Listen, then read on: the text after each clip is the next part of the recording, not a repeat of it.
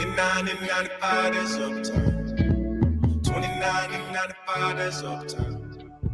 29 and 95, that's uptown. 29 and 95 is do it down.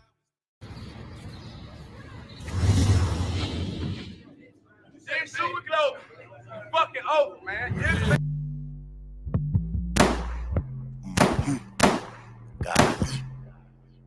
I done came down, I ain't worried about no hate. I done came down, he gon' worry about me later. I done came down, nigga, maybe all in danger, cause it's two niggas with 4-5, let's see who right with that angle. I done came down, I ain't worried about no hate. I done came down, he gon' worry about me later. I done came down, nigga, maybe all in danger, cause it's two niggas with 4-5, let's see who right with that angle. Got 2 cups of the good stuff, try to deuce up and now bees out. Now 2 blunts got me 2 stuck, now it's Godspeed to the booth. Now I'm booking up and I'm giving game. I'ma do my thing and I do it proud. Cutting up and I'm spitting flame. I'm a Luke Kane in the cool line. I'm a crumb getter and a bread winner. Been down bad and I fed niggas. You seen the leak? I need a lick. We scheming shit. Just share it with me. I ain't seen shit. I was sleep bed. I ain't never been on no creep shit. I ain't never been on no sweet shit. I ain't never telling police shit. Y'all on some goofy shit, fucking with clown ass niggas. But this ain't no movie. You stunting, this town might get you. Cause y'all is not proving shit. Shut your mouth, little nigga. Hush, y'all on some goofy shit. Fuck the crowd that's with you, bruh. I done came down, I ain't worried about no hate. I done came down, he gon' worry about me later. I done came down, nigga, maybe y'all in danger. Cause it's 2 niggas with 4-5, let's see right where that ain't. I done came down, I ain't worried about no hate. I done came down, he gon' worry about me later. I done came down, nigga, maybe y'all in danger. Cause it's 2 niggas with 4-5, let's see right where that ain't. But what it do? Nigga is on and I'm acting a fool. If it comes to that tool and I'm coming with 2 and I give you the blues and my nigga ain't tripping, he packing it too. Simple as that, bitch, you lacking you through. I give him the word, they gon' do what they do. But if you got nerve, then actions speak louder than words. So nigga just stand on your two. Get out with your gun, then they clapping your boots and dirty as well, they get icky like goo. Got a blicky when it's sticky like glue. I'm never gonna lose cause they're sticking that mood. Just speaking my truth and it's simple and plain. You wishing me home and I'm feeling the same. Cause when it be on, it really be on. No aiming for arms, I'm spilling your brain. You're feeling me, man. But if you did pay attention, they be finna get it understood now. Treat a nigga just like a bitch, bust in the face when I pull out. Better cool out, cause the SKS come equipped with 2 nuts. Guaranteed to knock out your spleen and make a nigga lean like 2 cups. I done came down, I ain't worried about no hate. I done came down, he gon' worry about me later. I done came down, nigga, maybe y'all in danger. Cause it's 2 niggas with 4-5, let's see right where that ain't. I done came down, I ain't worried about no hate. I done came down, he gon' worry about me later.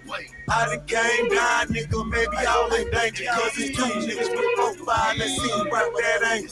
I done came down. Yeah, you know I'm fucking with seat time. I done came down. That's where nigga shit and got laid around. I done came down. Yeah, just trust me, nigga. We clutch nigga. Cause it's 2 niggas with 4-5, let's see right where that ain't. I done came down. That's where nigga shit and got laid around. I done came down. Yeah, you know I'm fucking with seat time. I done came down. Yeah, just trust me, nigga. We clutch nigga. Cause it's 2 niggas with 4-5, let's see right where that ain't.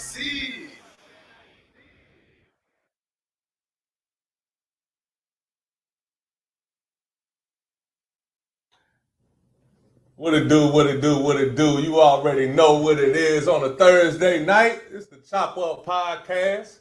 I'm up in this bit with my homeboy, my dog, hey, Humpty Dumpty over this bit. Myke Nasty. You know it.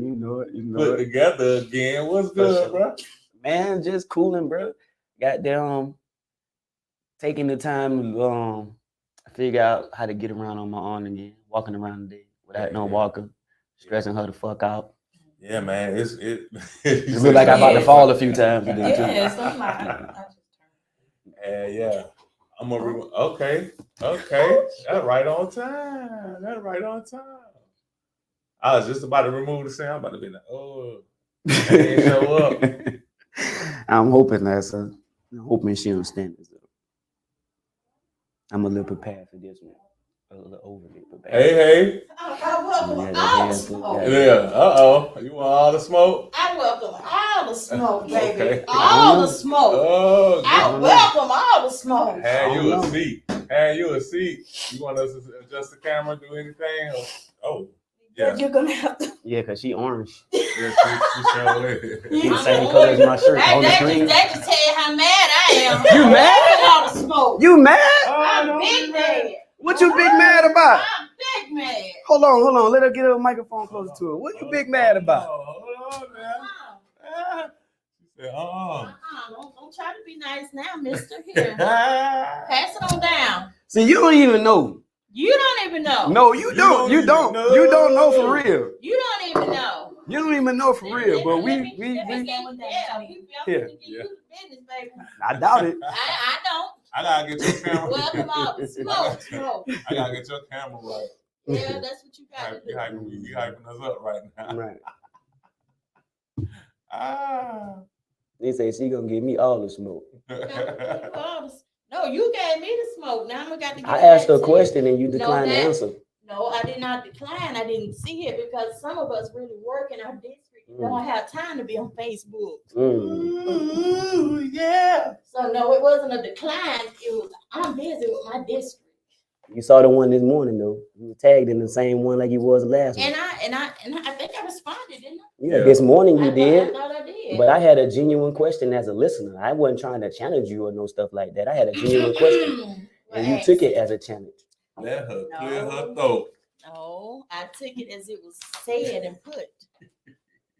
How can you do that? It was words. It wasn't my tone of voice.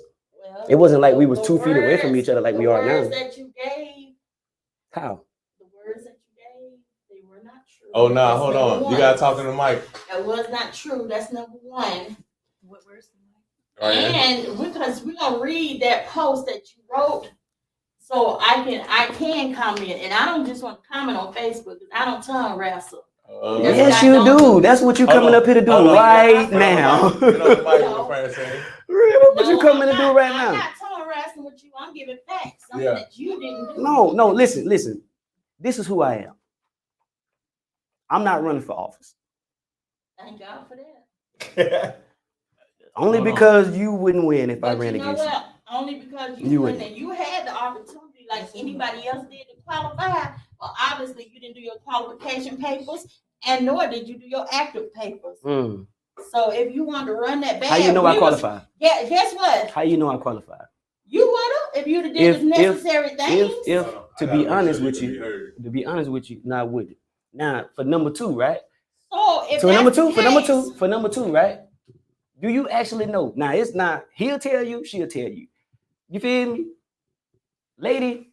You got a past bigger than Texas when it come to me. Why? Just because you black and you're a female. I don't like shit more than I like black women.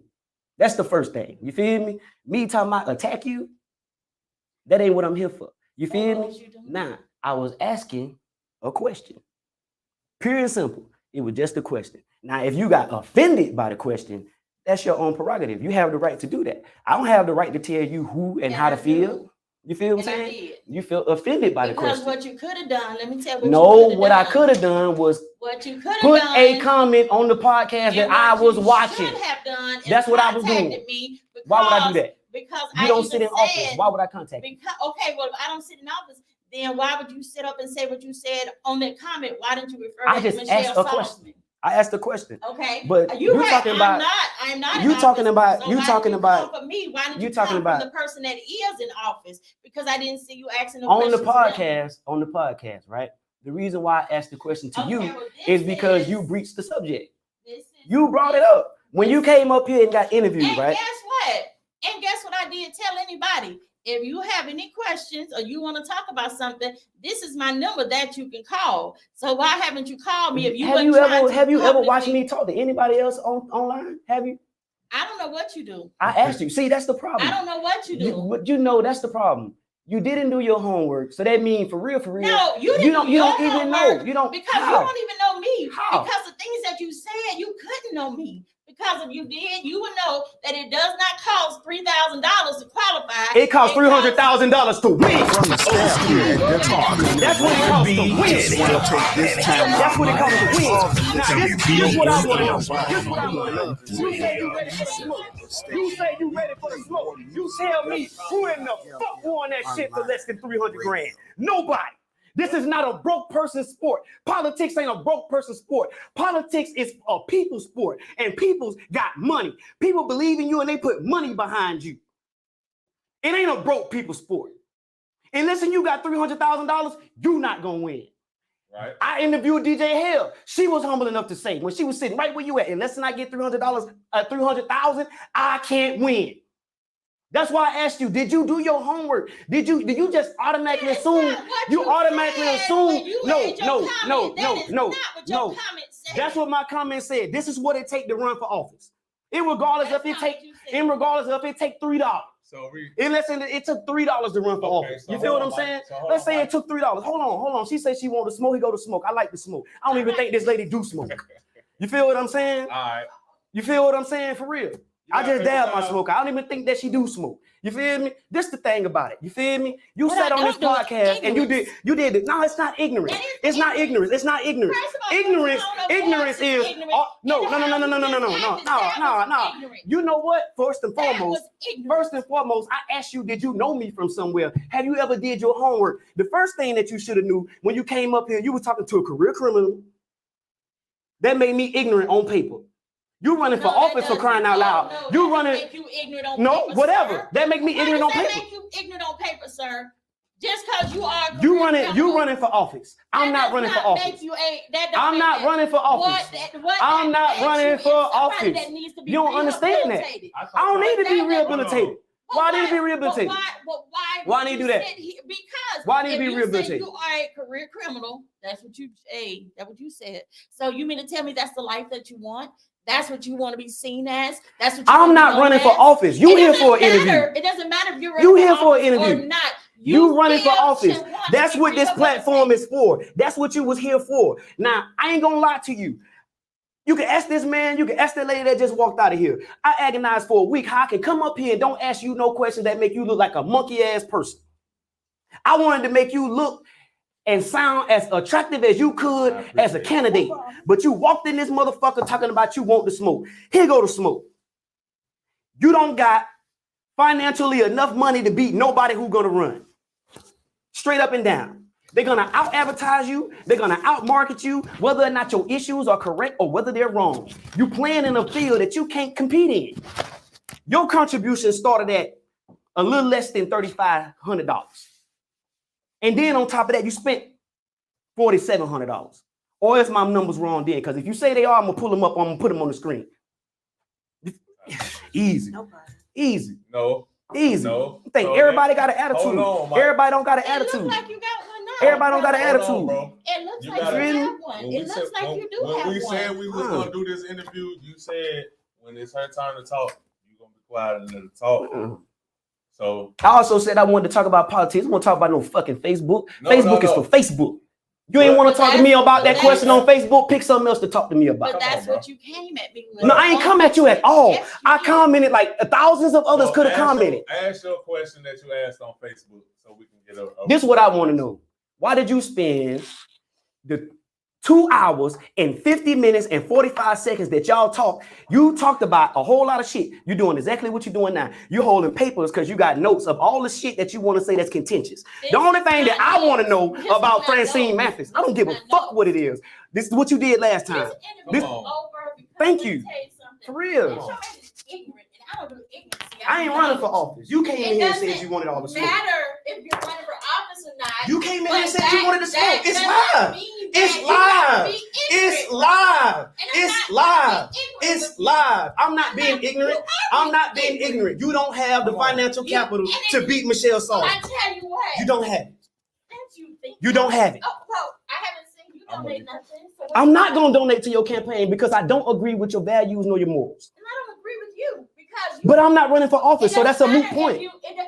I'm not running for office. I'm not running for nothing. You came here to talk to me, not the other way around. I didn't call anyone and ask them to come to the Chop Up podcast. It's not that way around. Viewers, let me tell you something. What I don't do is I don't do this, and I don't do ignorancy. Real. That is why our people perish for the lack of knowledge. I'm not going to argue with this brother. I'm not going to argue with this brother. I'm not going to go back and forth with this brother. He's already said what his lifestyle is and what he is. Okay, and that's fine. But for him to sit up and think he's going to talk to me like he's crazy, that's what we're not going to do. So if we do not have, and you could have given me the smoke in a sensible way,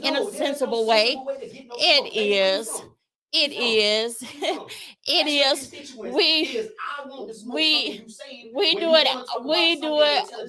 it all the time when we talk about stuff. People can be having a conversation and say, "Oh, you're not ready for the smoke," but we still talking. A lot of people. Is his thing muted? Didn't you just say it's muted? Okay. Have you ever watched news media and have anybody say that? But this is the deal. Let me tell you something. What I'm not going to do is sit here on nobody's show and disrespect this man because this is his show. I'm not going to do that because I feel like at this point, this whole thing has been totally disrespectful. Not to me because it don't bother me. It's been disrespectful to you.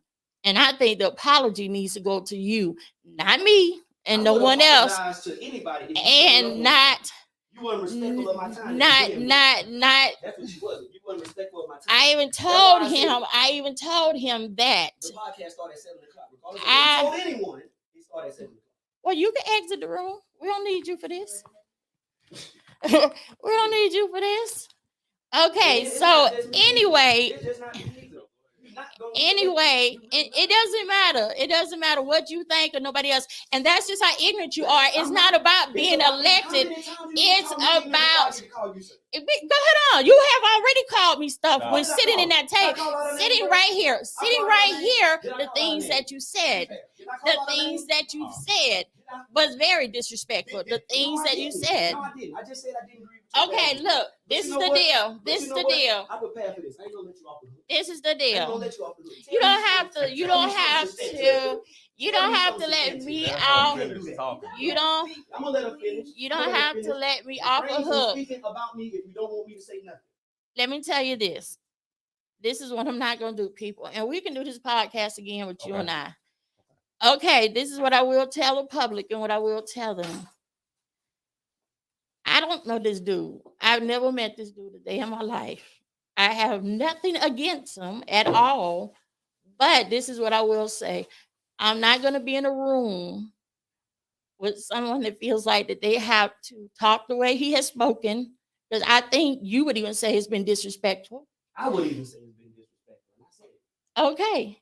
So you really think that I'm going to waste my time when I've been out here with my people on the grind in my district, talking to the people?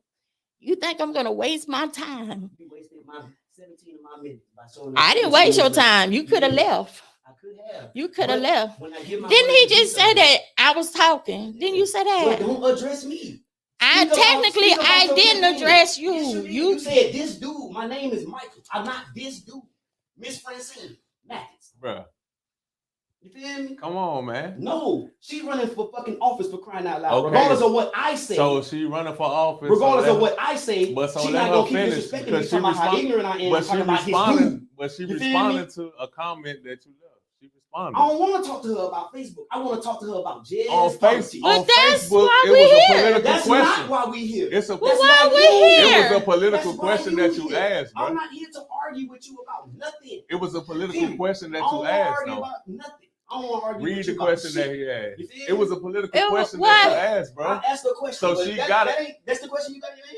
So why am I here then if I'm not here because of what's said off of Facebook? Because that was the whole purpose of me coming today, isn't it? Yes, Listen. that was most of the reason, and the other reason was to explain why you're the best candidate for District 1. So that all ties in together.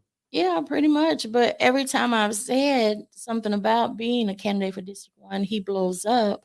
Well, you're not gonna win. Da da da da da. So this is what we're not gonna do today. This is what I'm not gonna do with you or no one else. I'm not gonna sit here and argue with you about my candidacy. That's what I'm not gonna do. I'm not gonna sit here and let you raise your voice up at me. I'm definitely not gonna do that.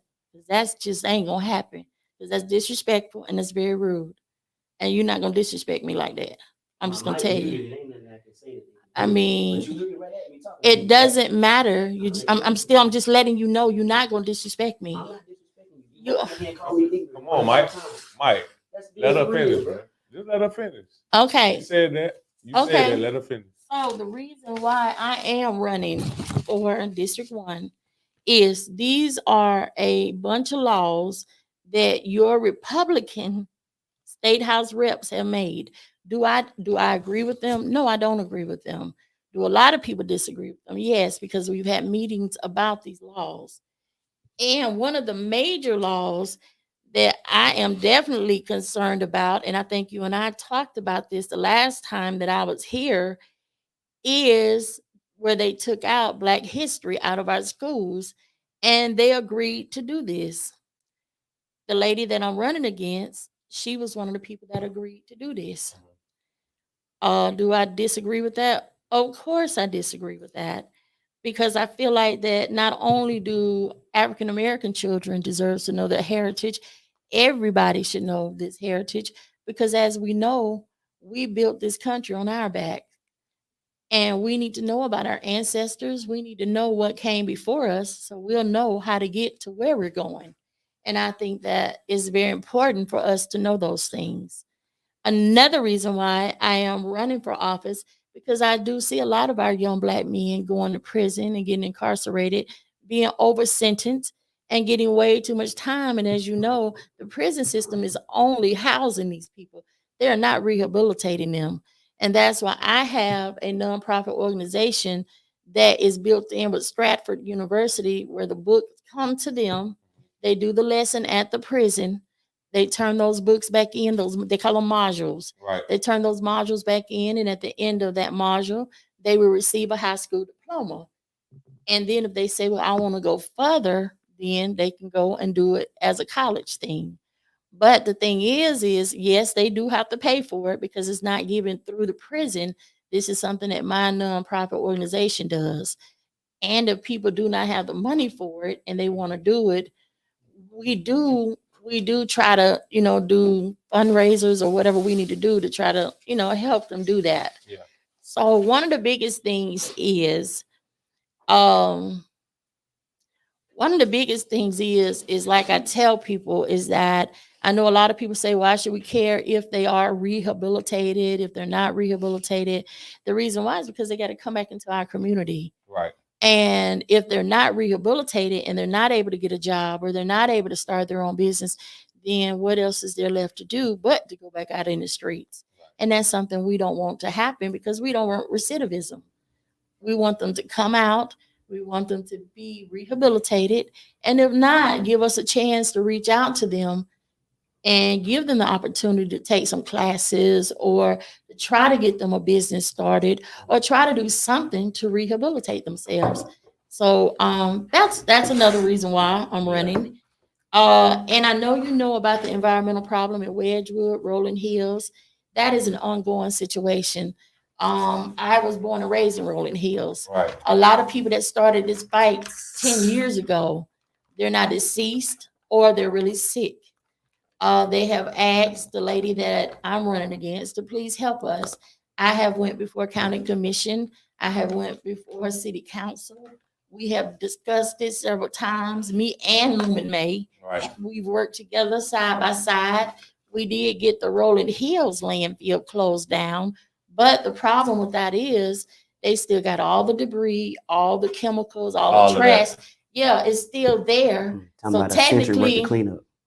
technically, what they did was, okay, well, we closed the landfill. Okay, you might have closed it, but you still left all the mess there. That's just like saying I cleaned up my house and left the trash in the living room. Can I ask a question? That's exactly what it is. Can I ask a question? Am I muted? I'm on mute. Now this, yeah. All right. This go along with what you were saying. I got two questions about the last two things you just said.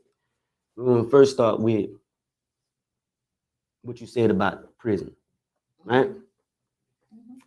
I've had the fortunate opportunity to go to prison several times. Okay. Now, the problem in recidivism isn't, oh, we can't get no job when we get out. Okay. Or that we don't have mental health programs, or that some of these prison camps don't have the ability to rehabilitate you. Now, this is the thing. When you get off the bus, there's two things you're going to get. You're going to get tested and you're going to get a haircut. You're going to go and you're going to sit down in the classroom and they're going to give you a standardized testing module on what's called Pearson View. And it's a TABE test. They give you form number A, the hard one. Now, the way that prison works is, right? The inmates is the nursing staff. They do everything but count you and secure the spot. So they need to figure out of these supposed criminals or these convicted individuals, which one of these people or persons can do the job that we need for them to do. Now, the people that test well, got all type of programs. Hell, I got 3 degrees, real ones. Okay. So what are you doing? Now, that's the thing. What can I do with them? Because you say, no. I don't know degrees you have, so I can't. I got psychology, kinesiology, and something else I don't want to say. Okay, now, so have you ever decided to go and get your own program started with rehabilitating these young boys that is out here in the streets and helping part of the Reoffenders Act is she asking me a question I'm trying to give her the answer to, and she just allow me to tell her. You feel me? You asking me what I'm trying to tell you. You feel me? That's what I'm trying to say. You asking me what I'm trying to tell you. Okay, go ahead. As a felon, it ain't but so many programs you can start. Because when you get out of prison, your reoffender paper that you sign before you get out of the gate, it's a list of crimes that you cannot commit, or places you cannot go, or people you cannot congregate around. Convicted felons is on top of the list. So there is no way, no inmate, no matter how qualified he is and what his educational level is, he can't help others. Not and start a subsidized program for this. Not a 401c or nothing else. You just can't do it. Trust me. Okay, so let me. This is something that I'm speaking from a personal experience. Okay, you feel what I'm saying? Can I say something? Okay, so I know a lot of guys that have felons, and they have family members, and their family members know that they have gotten degrees while they've been in there. Mm-hmm. And guess what they do? They put the business in their family members' names. But see, you can do that. That's what you call lying on official paperwork. No, it's not. Hold yeah, up. It is, because it ain't your business, it's mine. But guess what? You're not finna get up now and day and go to work and do nothing. It's my business. Why would I? Just see, and that's another thing. That's That's more street stuff. No, the thing I'm trying to. I'm not done, but my answer to the question. I understand. Part of this is. I understand. You ask the question, she got to finish, and vice versa. Okay, there was a wonderful program by Bishop Rankins, and I know he's not ashamed to say he has a felon. He has a felon, and guess what? He ran a successful program for people in Pensacola for several years. He's helped a lot of young men rehabilitate. He's helped a lot of people. Is Mr. Rankins' record still open, or is it closed? And wait a minute. I'm asking. Because you're speaking about somebody I know. Finish. Okay. So this man has a known felon, and not only did he have a felon, but he had to register. He has to register as an offender. Yeah. So, and I think everybody knows this. I'm not telling his business because it's all out. Everybody knows. And he's not ashamed of it because this man has went on. And not only did he have the program here in Pensacola for so many years, he done moved to Atlanta. I think it's Atlanta, Texas he's at now, and he's starting a program there. So there are ways that you can do this, and it's not that you're lying, because guess what? Mother Rankins did work at his particular office that he had. Mm-hmm. Wasn't it called It's called the ACT Center. The ACT Center. Yeah. Okay. Sorry. Yeah. But you know what I'm talking about. I've been over there several times when he was open. And he ran it successfully, and he helped a lot of young men and young ladies. We've done some things together. Yeah. And Mother Rankins, she worked in the program. So there are things that you can do. And even as a felon, even if you decided that, okay, I want to open my own barbershop, you can open a barbershop as a felon. I don't want to open no barbershop. So check it out. You keep giving me all the stuff where I got to. I'm not interested in it. I'm about to go to the comments real quick. But you're not saying what you are interested in. I just told you what my field of study was. That's what I'm interested in. Let me mute y'all. I muted all y'all. Hold on. I muted y'all just now so I could read these comments. So check it out. So Akeem Lanier said that's false. You can start it and have someone else run it. You don't have to be around the felons to help the felons. Rodney Jones has done it and has been doing it. You talking about Rodney Jones? He fucking and Sarah. He chartered by the NAACP and fucking Leon Rankins as a pastor. And Sarah Smith, the Queen, said exactly. Difference. Look at the work LeBron and Wade have done. It's a difference. You got to look around. You can't just look at the person. I'm not a pastor and I'm not a member of the NAACP. Become a member. It's easy. I shouldn't have to jump through extra hoops. But They sentenced me. They sentenced really me, and I don't. did my sentence. Guess what? You really don't. I'm gonna be honest with you. What if? You really don't. What if I choose not to share my space there? What if does everyone else who has the same education with the same successful grades that I have? Do they have to do that? If you listen, if you say you want to do something, I'm just gonna put that out to you. If you want to do something bad enough, you'll do whatever it takes to do it. And that's just what it is. Generally, everything that I want to do, I'm doing that. Do you feel like you've rehabilitated? Of course I do. So what is it? Let's be clear. What is it? Because you told Francine what you don't want to do when she just gave open a barbershop as an example. That was just an example. That was just an example. Of course, you could jump out and say what you really want, but what is it that you really want with the things? Because you got degrees. You just named 3 of them, right? This is what I want from our local politicians. Okay. I've addressed this on several other podcasts up here in this building before. Yeah. Stop moving the goalposts. Stop moving the goalposts. That's the only thing that they got to take. Stop moving the goalposts. If you give me a sentence and I finish this sentence satisfactorily, it shouldn't be nothing holding me back when I get out. I shouldn't have to go sit down and talk to this special person. I shouldn't have to go get in this program. I shouldn't have to do all the work and give somebody else in name the credit for it. That's not something that a self-respecting man would do. That's not something that somebody that who really care about what they doing and care about the education. People know Mr. Rankins. People know Rodney Jones. They do know them, but we ain't talking about them.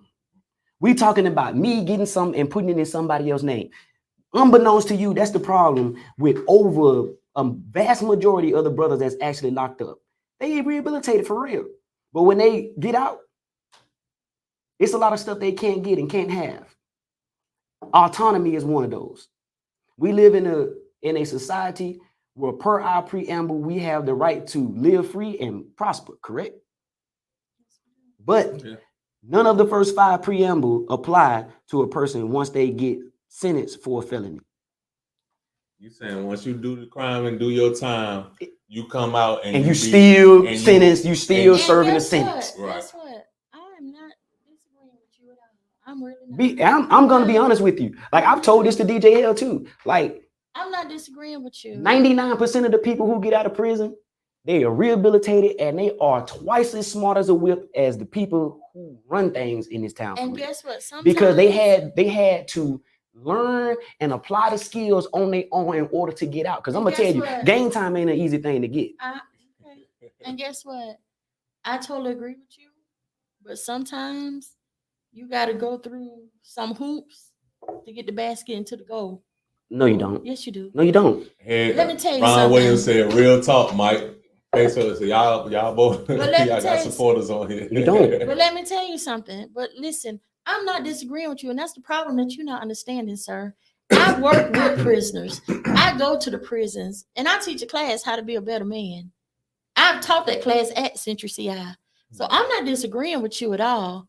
But guess what? Until you get the right people that agree with you about what you're saying in those legislation seats, it's going to continue being that way. So and no matter, that was a good point that she just said. I mean, and no matter how much you get upset about it and how mad you get, guess what? Your legislation holds the cards, brother. And I'm sorry. So would you say the person that's currently in the seat agree with your views on this? Yes. So what has she done about it? It's the changes that has happened since she's been in office. Mm-hmm. Because Mike Hall was Dude was out of control. Yeah. You feel what I'm saying? So much of District 1 went down. And then, like, I'm from District 1. I grew up in District 1 also. You feel what I'm saying? My kids go to school in District 1. You know what I'm saying? So it doesn't make you upset that they can't learn about their history? It does not. And It the reason why it doesn't make me upset is because people keep saying they taking Black history out of school, right? And they say that's a bad thing. As a parent, I do not want a predominantly white industry to be teaching my Black kids about their history. That's not their job. But whose job it is mine. Are you doing that though? You fucking right. Okay. Shout out to Pacer Locomotive Zilla. He said, "You start, I run." I ain't gonna even lie. I ain't even gonna lie. It's no way to teach Black history without saying the word nigga. I don't want no white people saying the word nigga in a classroom. But guess what? I've been a teacher for almost 5 years, and I taught Black history until they took it out of the classroom. So it's not all white teachers. I think Black history is contentious because then when you, and I've been there as a student. Okay. I've been there as a student. When in Black History Month, right? You telling me about all these Black heroes who did this and did that and did this and did that. That kind of made me feel contentious with my white counterparts. That made me don't trust them. That made me don't like them. That made me feel skittish about my own identity. And it ain't just me. It's a lot of other people. Learning about your ancestors. No, from and the things that they had to have endured. Learning about that made you feel a certain type of way? No, it's who's saying. I can understand. So I can understand what Mike's saying because I when I left high school, I went to Howard University. And when I learned history there, it was like I learned the truth about Black history. Yeah. But and that's the everything thing that I learned in high school was just like.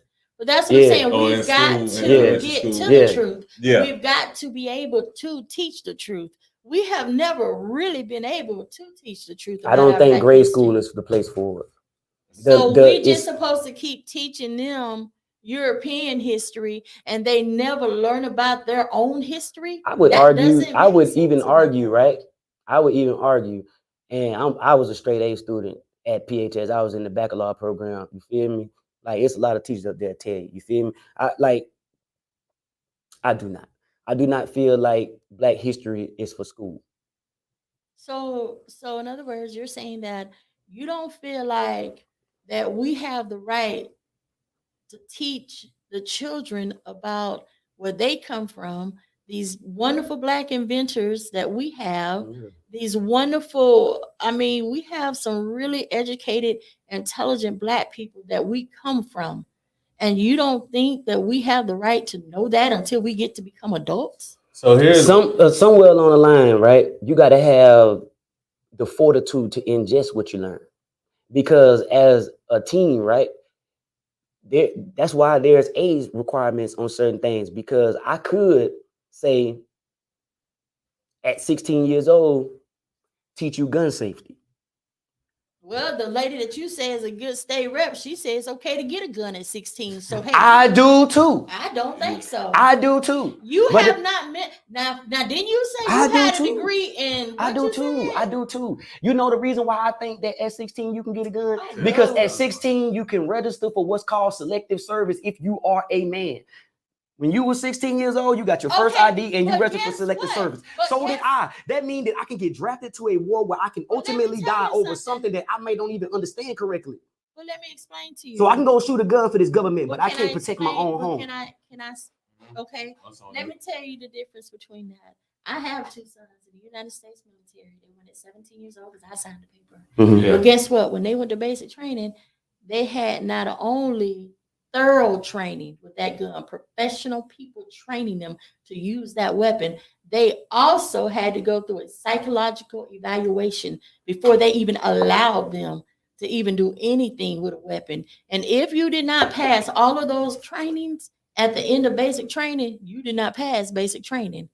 You did not pass basic training. I'm sure that's the process. But what's wrong with home education? Who do you have that is a professional that's going to teach you how to use that gun, and what psychologist is your parents going to take you to make sure that you should even be handling a weapon? My parents was hand-on. I didn't need a psychologist. My mama allowed me to talk. My mama understood where I was coming from, and so did my father. They understood. They didn't leave. They didn't leave. A man's brain does not even fully develop until they're 25. So I know everybody done heard that before. And I'm not saying it's true, and I'm not saying that it's not true. But let me tell you something. It's a good thing I'll be 40 next year. As 16, you mean to tell me that you really, really, really have the control that you need to be around here carrying a loaded gun? I don't think at 16 years old that you have the fortitude to do a lot of things. I don't. But our community and our legislature don't agree with us. So we have to prepare them for things, even though we feel like it's ridiculous. We need to prepare them for that eventuality. And like you say, your sons wasn't even grown men yet, and they was already in the service learning how to use weapons. Those are not instruments of tickle me. Those killing weapons. And guess what? And the thing about it is them being in the United States military, learning by professionals, but by the time basic training came, I do have to say they were 18. Right. But at the same time, they had professionals that was teaching them how to use those weapons, and they went through a psychological evaluation. To be honest. So time out. I gotta go to the comments. When y'all go back and forth, I gotta go to the comments. So Ron Williams, Sarah gave Mike the pound. Ron said she hasn't had a good point yet. She needs to come up with some kind of solution that will spearhead once she gets in office. If you give me a chance to give it, I will. We got you. Sarah said, yes, as a scholar of African-American history, we should know our history so we know how hypocritical it is to mistreat blacks. She said, I want to know, why does she practice ideas of Willie Lynch? Uh-oh. Peso said, New World Order. Y'all can debate all day. Y'all both got two different views. We can go to war at 18, but can't buy alcohol. So that's kind of spinning into the same stuff. But see, that's the thing. You feel me? It's not that I'm trying to speak disrespectfully, right? The thing about it is, right, we was born of two different sexes. The things that face me, not gonna face you. You feel what I'm saying? Like I cannot argue what it's like from a female perspective. I can only tell you what it's like as a grown man. At 16 years old, when my mama took me to get my first ID, they gave me selective service papers. And we don't even have an active draft. And unless we go to rural Russia or something, we probably would never bring it back. The thing about it is this, right? And I tell the women I have kids with this same thing. I don't want to baby them for 15 years and then be on your case real hard for the next 2 years so you can prepare to go to college and get out my house. I don't want to do that because that's cramming too much intellect that you need to have in a small window of time. Okay, so you don't feel like that, okay, when they turn 18 or whatever, and I'm not saying every child need to go to college. I'm not even saying that. No, everybody is not college material. I think that's true. Everybody is not college material. I agree. Kids are vocational skill material. Some kids are just, hey, I got to help mama get out here and make this money because I'm helping her take care of my little brothers and sisters. So I totally agree with you that everybody ain't trying to go to college, once they get out of high school. But this what I will say to this young man right here that said to me, can you go down just a little bit? It wasn't she hasn't had a good point yet. Yeah. Let me tell you the point that I do feel like I think I did have a bunch of good points. Number one, when it comes to our environment, that we are facing a really bad injustice in our Black neighborhoods.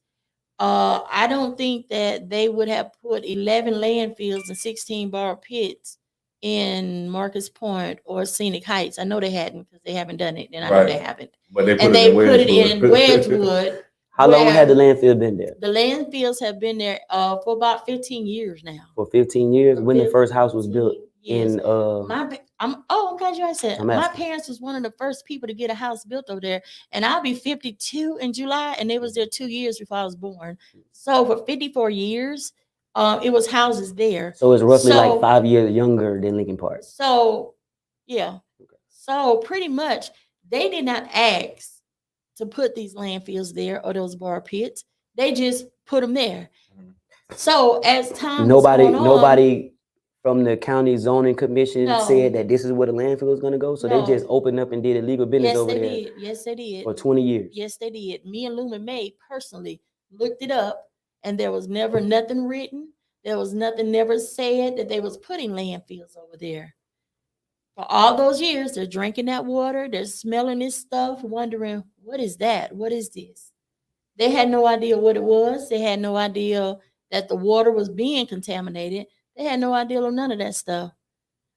But when we really figured it out, well, all these people getting cancer over here, there's got to be a common interest or a common ground. Mm-hmm. So that's when we started testing the water.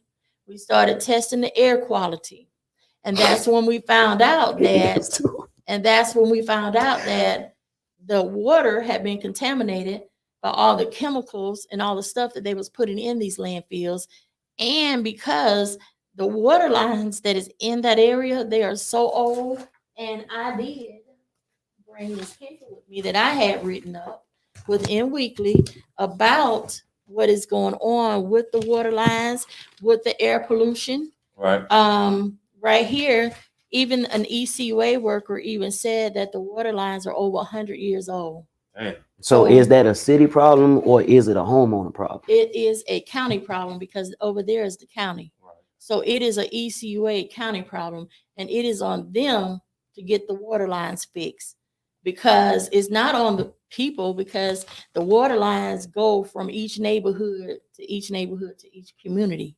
So that is actually for ECUA and for the county and your state rep to step in and give money so we can afford new water lines. Mm-hmm. And that is one of the things that we must have, because if you want to kill a community, you pollute the water because you drink water, you bathe in water, you do all of those things. Do you work in infrastructure? I do not work in infrastructure. What I do is I do. Okay. You so know maybe how you need to maybe you need to try to get a job in that then. As an employee of the job that I do have, right? Mm-hmm. We go in, we build neighborhoods, we put actual city plumbing in the ground. Okay. Right? Okay, let me ask you something since you said that. Mm-hmm. The neighborhoods that y'all are working in, are they predominantly black or white? Black. So why haven't y'all came over to the Wedgewood area and tried to do this infrastructure? Because we've been begging for this infrastructure to happen for a very long time, and nobody seemed to care. Nobody seemed to want to do it. Let's just be honest, right? Yeah. If you shut down Rolling Hill, a good majority of the people can't make it home. Have you ever been to any of the neighborhoods that's getting new plumbing? Have you ever seen what it looks like when it starts? I have, but let me tell you how we was going to fix that, because we've already talked about that. Okay, you don't have to do the whole area at one time. You can block off one section at a time. Of course. Okay, and I lived in Rolling Hills all my life. I'm from that place. So I know Rolling Hills. Right. As you're coming up that hill, you could either turn and go around a corner, keep going around that corner, and you'll end up almost around that curve like going to Lone Leaf. That's a way to get out of Rolling Hills. Could you tell me? That's a way to get out. I see that. I see what you're trying to do. I see what you're trying to do. As a citizen, you coordinate off the way, or you figure that it should go.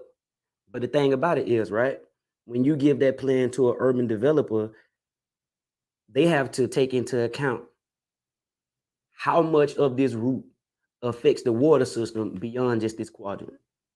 But you mean to tell me, and I'm just being real. So you mean to tell me that with all this technology that we have today, all this technology, that they would rather see people die from dirty water, dirty pipes, instead of putting their brains together, using this technology and making it work for the people? Because that's what it's all about. I'm gonna read comments. Okay. Go ahead, Ms. Franscine. Because that's really what it's all about. So I know, just like they can figure out ways to put new pipes down and do all this new infrastructure in these other areas, they can do it there too.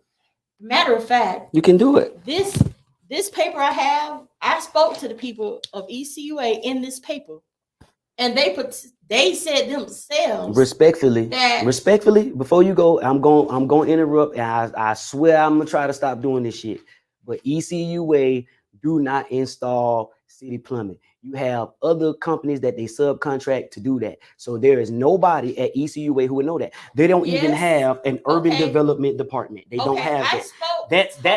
That's at the Quint Studer Community Center. Let me tell you something. Okay. That is not true. ECUA have you ever been to ECUA board meetings? You need to go sometimes because I do go. Right. And I'm gonna tell you at that board meeting, because we had a group of people from Wedgwood to go to that board meeting and say, what can you do to get us new pipes? They did have a development person there. They had them there. And they said, well, what we do is coordinate with ECUA. He said coordinate with ECUA. That means he don't work for ECUA. What is I'm saying? That's not English. But guess what? Hold on. But ECUA is the one who sit and tell them how they want the pipes to be laid, where they want them to be laid, and how they can be laid properly. But they not gonna lay them. So that means they're not gonna break ground. It does matter. It does matter. Okay. For example, Miss Francine.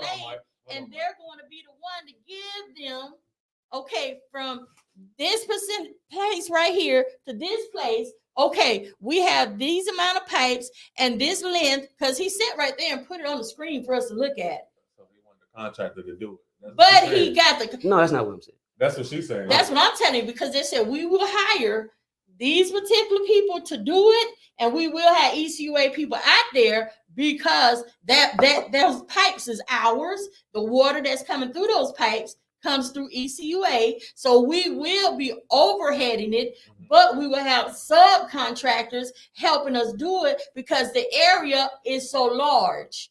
Okay. I wish that I could show you what a 1 block closure look like. Hold on. So let me go to the comments. So Ron Williams said Marcus Point is built on top of a landfill. Yes.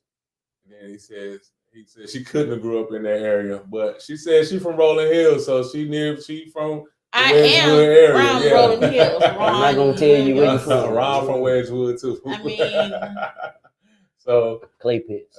Thug Akeem Lanier said he ain't like neither. The landfills in Wedgwood were called the clay pits. Over 25 years ago, we used to go get scrap from out of there. We found lots of stuff there. Then so Ron came back and said, now that you said all of that, what are you going to do about it?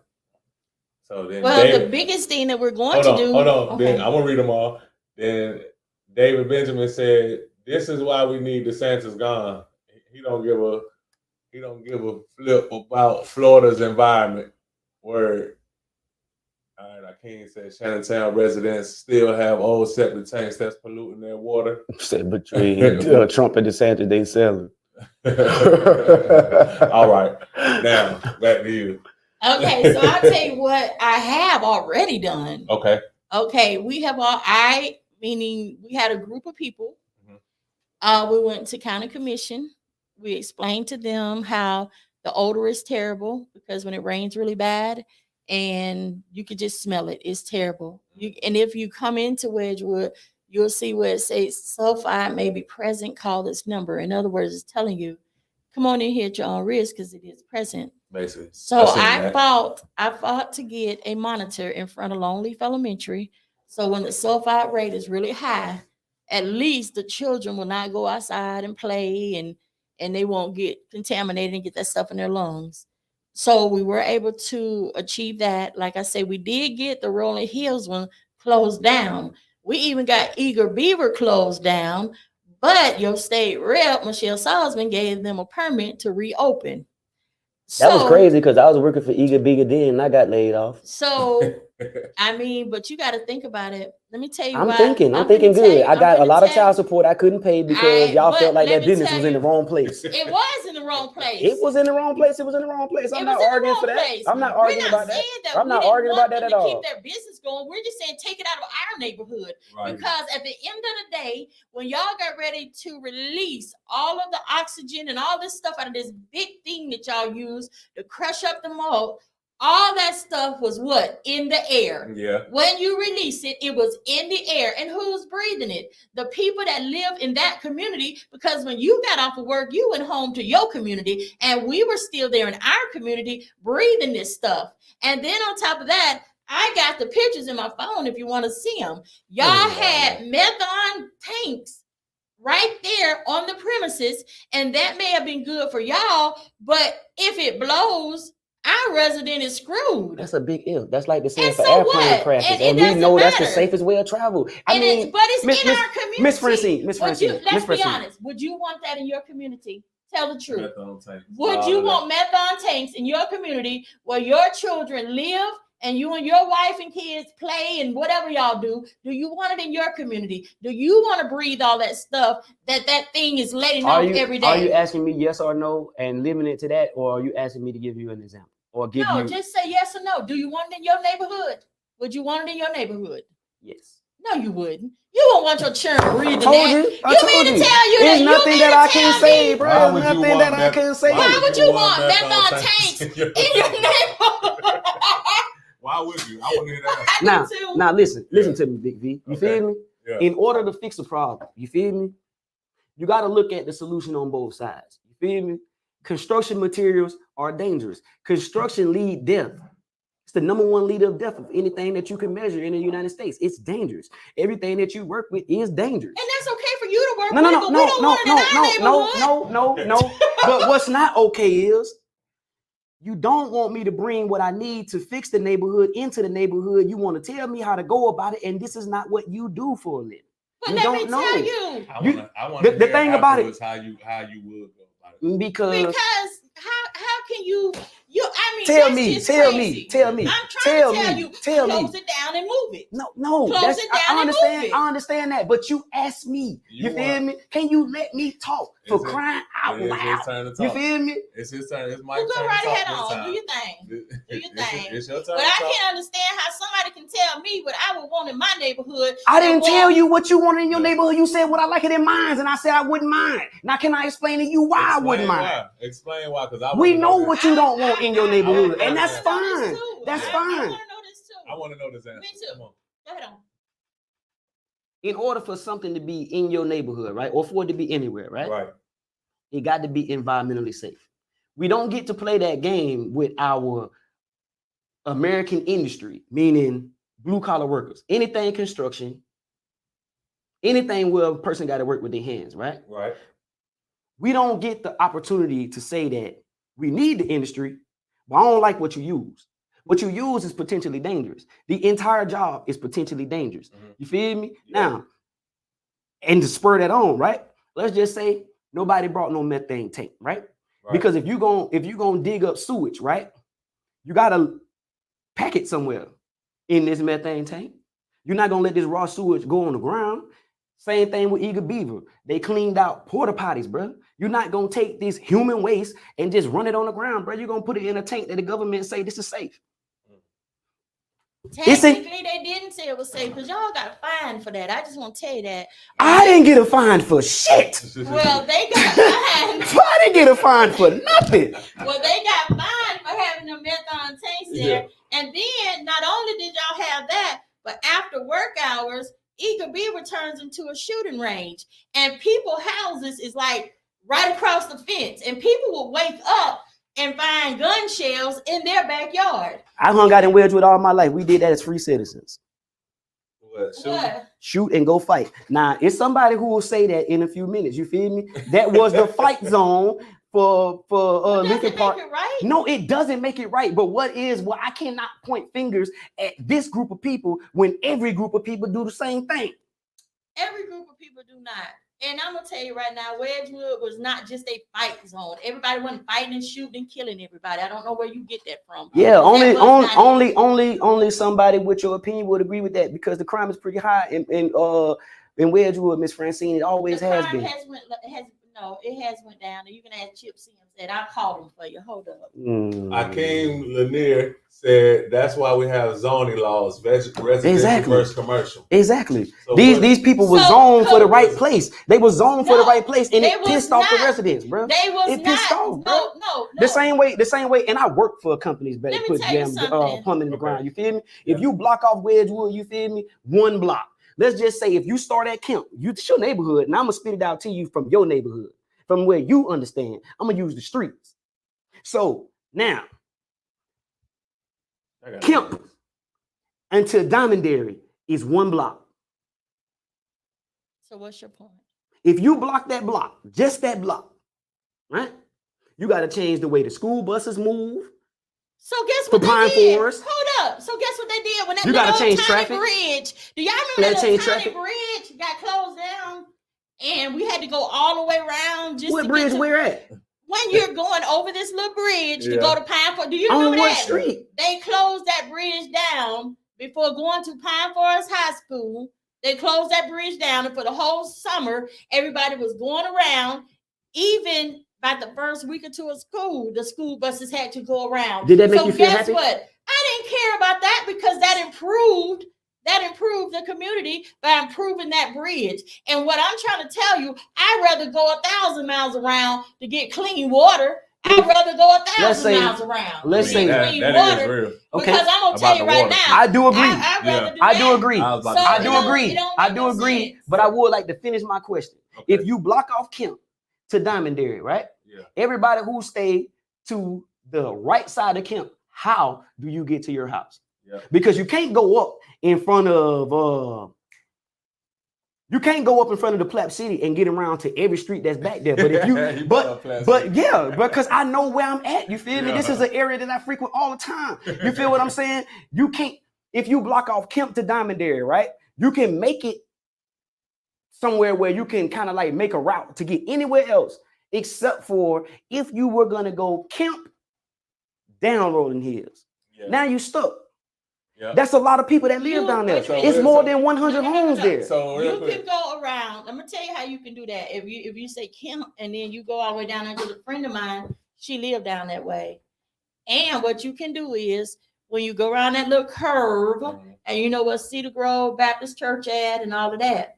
If you go down that road right there and you keep on going down, there are some out. You may not want to drive your car down there because they may not be paved the best, but you can go down there. Now we talking. Ron We're talking hold on. about where 'Cause somebody Ron- may not want to drive Okay, their car. Because Ron said it ain't economical to do that. And I am going to reintroduce y'all because some people just tapped in. So we have District 1 Representative Democrats, Franscine Mathis in the building. That's me. That's My me. bad. Oh, that's you? Yeah.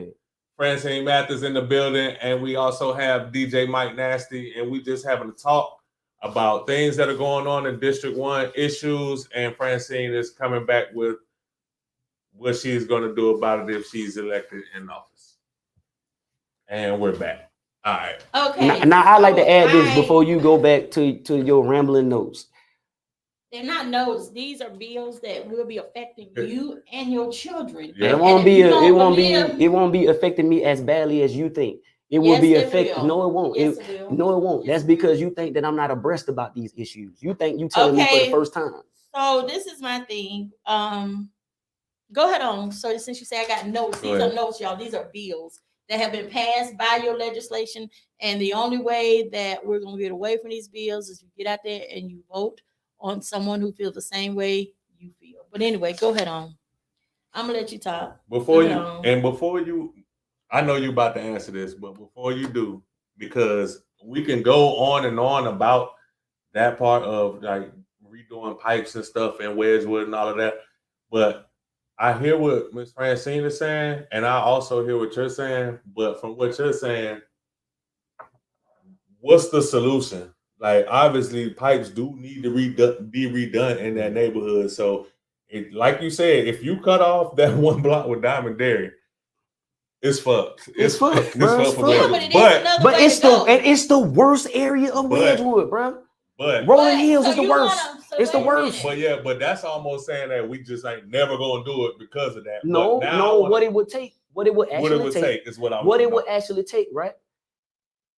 Whereas some neighborhoods was able to retain their residency, the people of Wedgwood down Rolling Hills beyond Kemp Street, they would have to move because it does not have the appropriate width in order to put curb on both sides of the street, pave it, put city plumbing, put a drainage cap in the middle of the street that's accessible to a man who's going to service it, as well as the runoff and everything like that. We also have to take into account the grade of the ground. You feel what I'm saying? Mhm. Because of the landfills being there for so long, and the people built houses basically perforating the landfills. You feel me?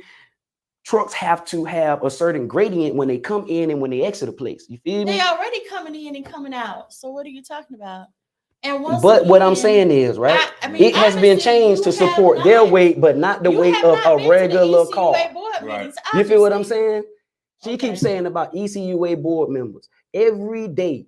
I can't say what she do for her job, but every day on my concrete job, where we put these actual things, what she talking about, so we put these in the ground. Just mean to tell look, me lady, I work for Blue Lake Services LLC. Please look it up. You feel what I'm saying? No, you don't get it. No, you don't get it. No, you don't get it. The solution is the people would have to move until the renovation was over. It's not to say that it can't be done, right? But there is too much to be done when there are people living there. And guess what? Okay, and now I hear what you're saying. I'm going to go to what I've seen that done in other areas. I'm going to go to what he's saying. Okay. That was a question that was brought up in one of the hometown meetings that we have. The hometown meeting. They show her ass. What you gonna do about it? I'm going to tell you what I'm going to do.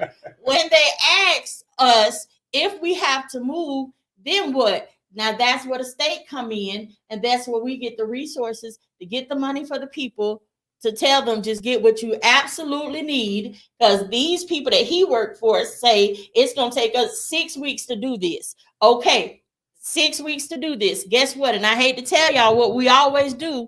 Do y'all remember that when people lost their homes and we was trying to rebuild and we got those FEMA trailers and they put them on Highway 98? That was a solution that we came up with, that we would get them FEMA trailers, put them on some land, and let them stay there until this renovation is over with that he is talking about. Right.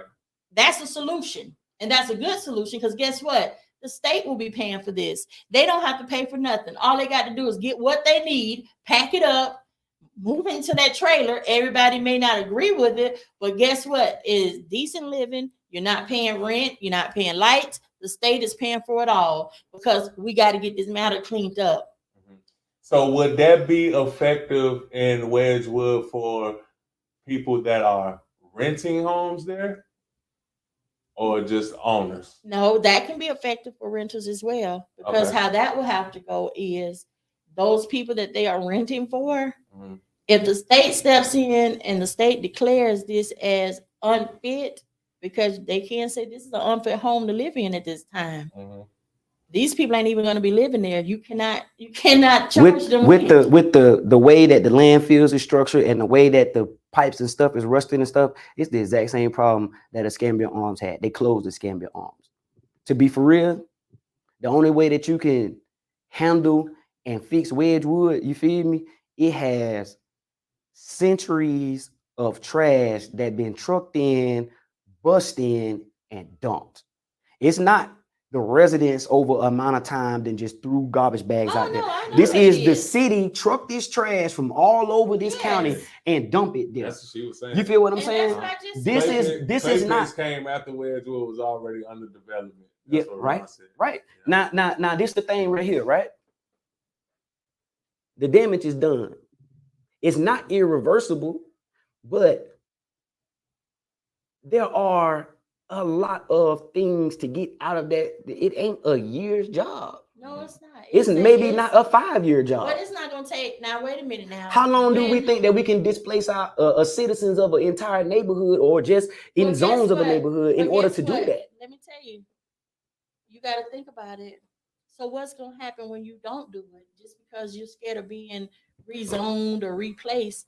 That's so what's going to happen then? There will be no Wedgwood. There would be no Rolling Hills. As no more Escambia Arms. It's not as an intelligent human being. You feel me? I wouldn't buy no property in Wedgwood because of the landfills. People were already there. Okay, now we have problems and we got solutions. Now we know what the problem is. Now the solution, everybody ain't gonna like it.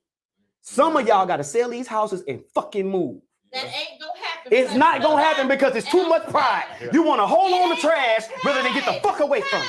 Hold on. Where they gonna go if they sell their house? they already seeing how much money that these people will get for their homes. They can't go buy another one. And why do they have to leave their historical district? Then deal with the trash. It's a if you do or if you don't. No. Your neighborhood is polluted. Crazy. It is crazy. The crazy thing is there is no way to get out. So real quick, sell that property and get away from that trash. Why is it that people trying to hold on to trash just because that's the only thing that they got to show for in their lineage? Boom. That's their home.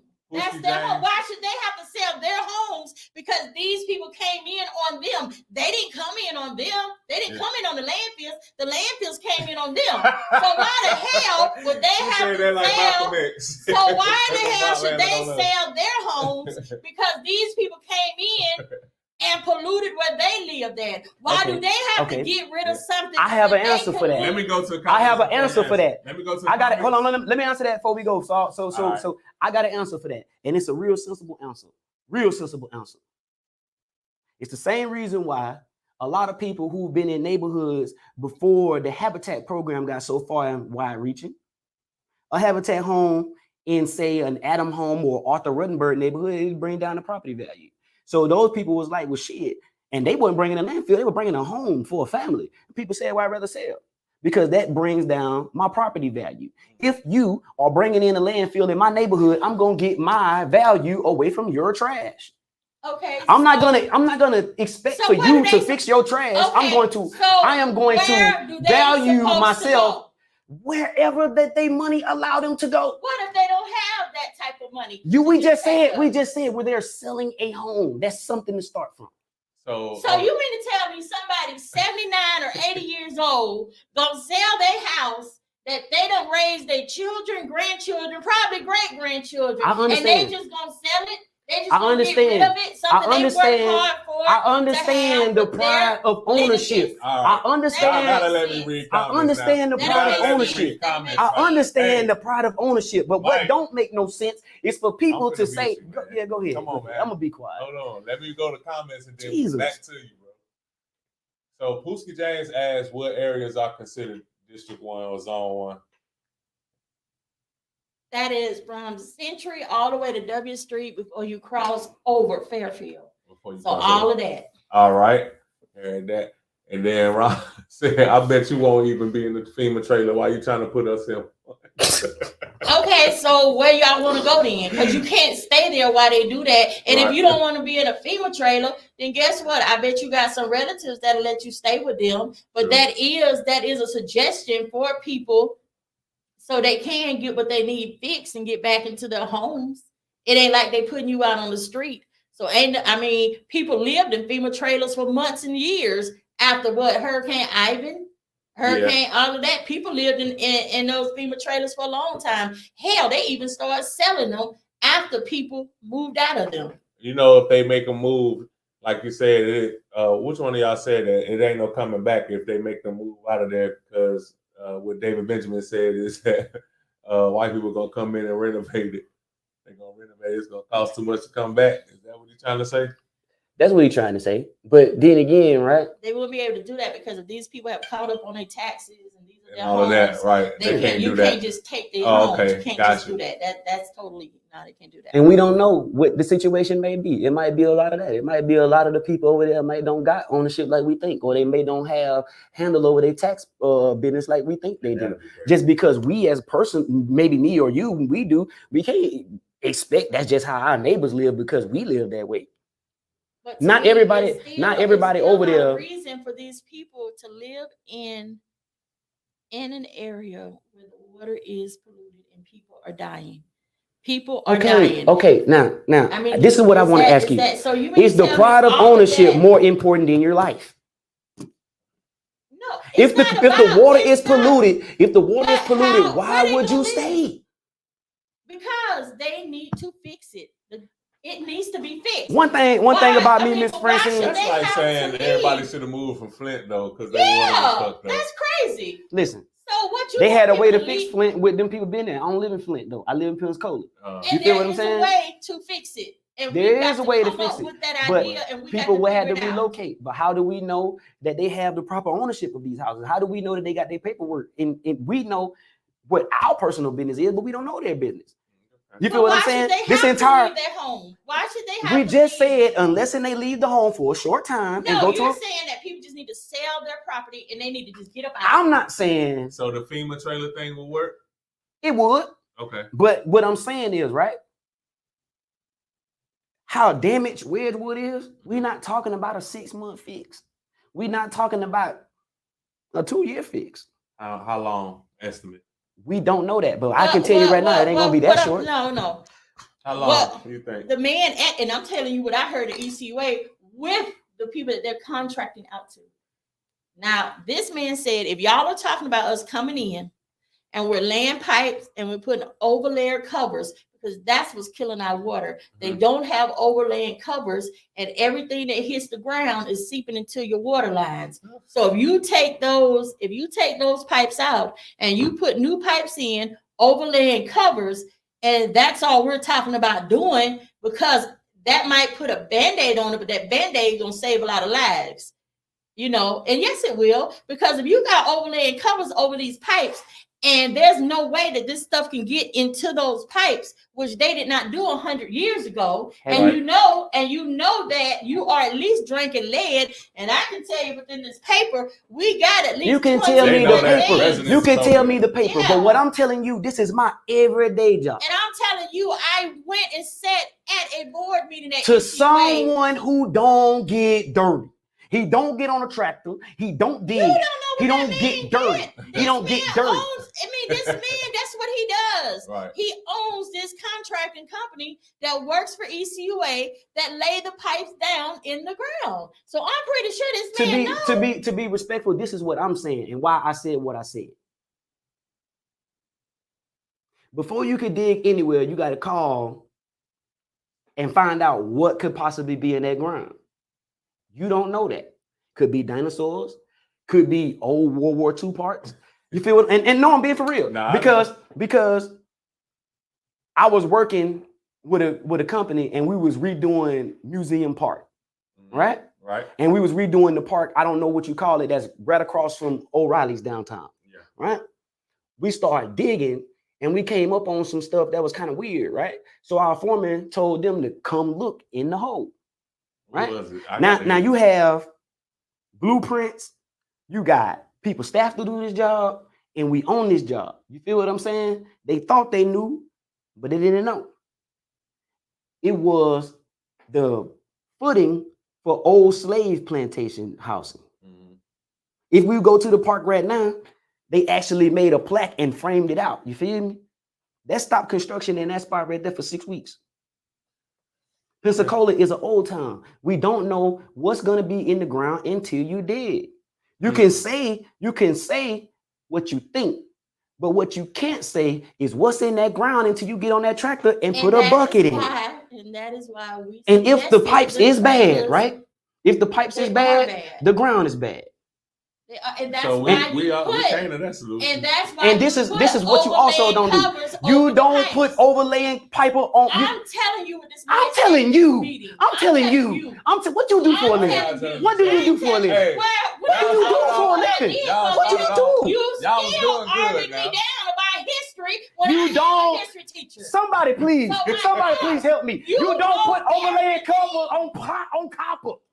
That's what I'm telling Copper you. is the only. Redo the pipes. She said put overlaying covers on it. She said redo it and then do that. Then put overlaying covers. You don't put overlaying covers on PVC. That's for one. You put overlaying pipes on copper.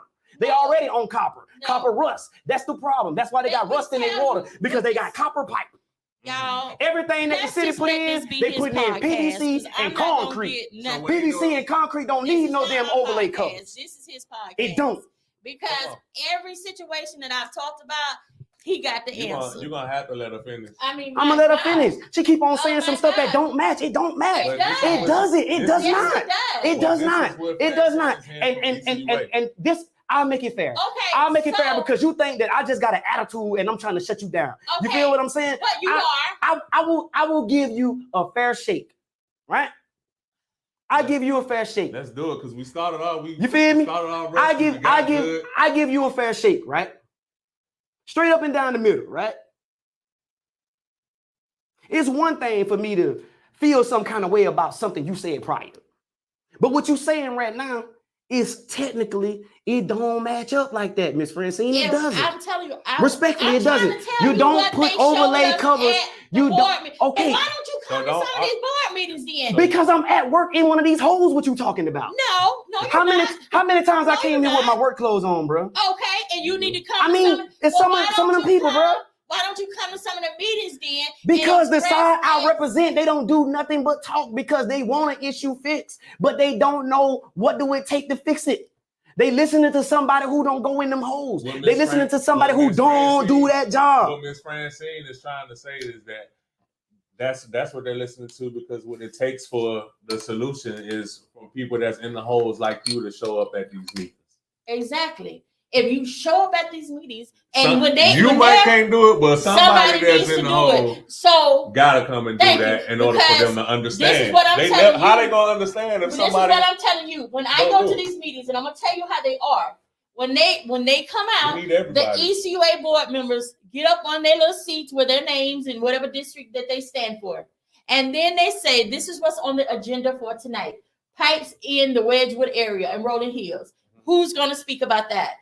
ECUA worker gets up and speak about it, and whoever they're contracting out to that could possibly fix this problem, then they have their little PowerPoint and slides, and we're sitting there and we're watching it, and then we raise our hands and we ask questions, and then they give us the answer. Now, if you're telling me that these professional people are wrong and they don't know what they're talking about, then the ones in the hole to come to these meetings. What I'm actually saying is this. I'm not saying that they're wrong, because no one from ECUA is sitting in here telling me you need overlay covers on PVC or concrete, which what it would be PVC or concrete if you shifted it to county plumbing.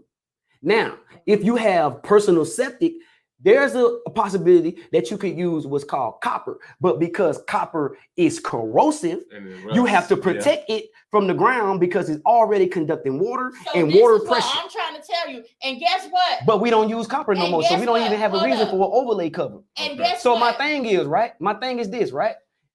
She's telling me what this man said, right? Because that's what we got to go on. We can't go on nothing. Yeah, but I'm trying to tell you, and you want to argue a point about something about. I don't even think by and large, you telling me what this man said, and that sounds ridiculous. Listen, you don't put overlay covers on concrete. That's what you're taking from it. What she's saying is that we need people like you that's in the hole to come to these meetings. So if what he's saying doesn't make sense to you because you're in the hole in the trenches, then guess what? The hole in the trenches need to come to these meetings and represent. So when you tell us what you just said right now in this podcast, then I can raise my hand and say, hold up now. This young man said he worked for this, and this is what he do. And this what this young man said. You feel me? This what this young man said. You feel me? They got what's called YouTube University. Anytime somebody tell you something, you can Google it and you can go your ass right on YouTube and see. So come on. But when we're in that meeting, we need you to be at that meeting. You don't need me because you don't, because I don't even. I don't have.